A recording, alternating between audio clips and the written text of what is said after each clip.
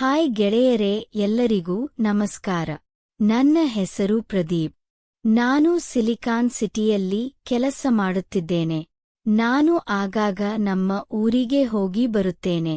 ನಮ್ಮ ಮನೆಯಲ್ಲಿ ಅಕ್ಕ, ಅಮ್ಮ ಹಾಗೂ ಅಪ್ಪ ವಾಸಿಸುತ್ತಿದ್ದಾರೆ. ಒಂದು ದಿನ ಅಕ್ಕನಿಗೆ ನಾನು ಕೆಲಸ ಮಾಡುತ್ತಿದ್ದ ಜಾಗದಲ್ಲಿ ಸ್ವಲ್ಪ ಕೆಲಸವಿದೆಯೆಂದು ತಿಳಿದು ಅವಳು ನನ್ನ ಹತ್ತಿರಕ್ಕೆ ಬಂದಳು.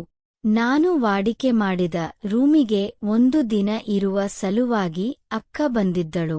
ಅವಳು ಬಂದಿದ್ದು ನನಗೆ ತುಂಬಾ ಖುಷಿ. ಅಕ್ಕ ಕೂಡ ನನ್ನನ್ನು ಭೇಟಿ ಮಾಡಿ ಪ್ರೀತಿಯಿಂದ ಮಾತನಾಡಿದಳು.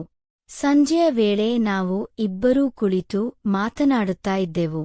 ನಮ್ಮ ಊರಿನ ಬಾಲ್ಯದ ದಿನಗಳು, ತರಲೆಗಳು, ಮಾಡಿದ್ದ ಮಜಾ ಇವೆಲ್ಲ ನೆನಪಿಸಿಕೊಂಡು ಇಬ್ಬರೂ ನಗುತ್ತಿದ್ದೇವೆ.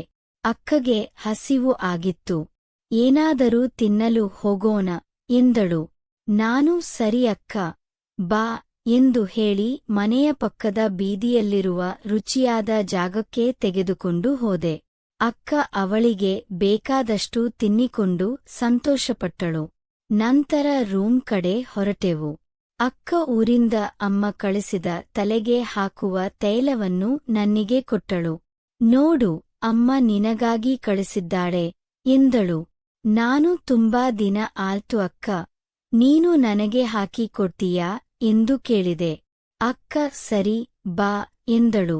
ಸೋಫಾ ಮೇಲೆ ಕುಳಿತುಕೊಂಡು ನನಗೆ ನೆಲದ ಮೇಲೆ ಕುಳಿತುಕೊಳ್ಳಲು ಹೇಳಿದಳು. ಅಕ್ಕ ನನ್ನ ತಲೆಗೆ ಎಣ್ಣೆ ಹಾಕಿ ನಿಧಾನವಾಗಿ ಮಸಾಜ್ ಮಾಡುತ್ತಿದ್ದಳು. ನನಗೆ ತುಂಬಾ ಪ್ರಶಾಂತತೆ ಅನುಭವವಾಯಿತು.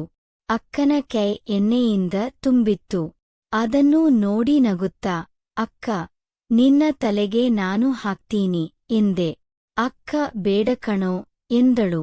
ನಾನು ಇಲ್ಲ ಅಕ್ಕ, ನೀನು ಕೂಡ ಹಾಕಿಸಿಕೊಳ್ಳಬೇಕು ಎಂದೆ.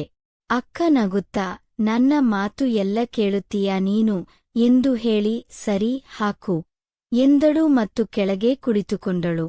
ಅಕ್ಕನ ಕೂದಲು ದಟ್ಟವಾಗಿತ್ತು. ಅದೇ ಕಾರಣಕ್ಕೆ ನಾನು ಕೂಡ ಇದೇ ತೈಲವನ್ನು ಬಳಸುತ್ತಿದ್ದೆ.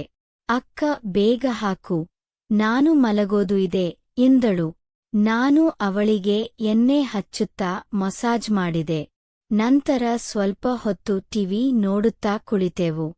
ಟಿವಿಯಲ್ಲಿ ಬರುತ್ತಿದ್ದ ಸುಂದರ ದೃಶ್ಯಗಳ ಬಗ್ಗೆ ಮಾತಾಡುತ್ತಾ ನಗುತ್ತಾ ಸಮಯ ಕಳೆಯುತ್ತಿದ್ದೆವು. ನಾನು ಅಕ್ಕ, ನೀನು ಬಂದಿದ್ದು ನನಗೆ ಖುಷಿ.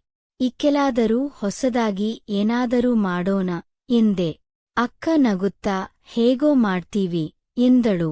ನನ್ನ ಬಳಿ ಇದ್ದ ಬಲೂನ್ ಪ್ಯಾಕೆಟ್ ತಂದು ಇದರಿಂದ ಏನಾದರೂ ಆಕಾರ ಮಾಡೋಣ ಎಂದೆ.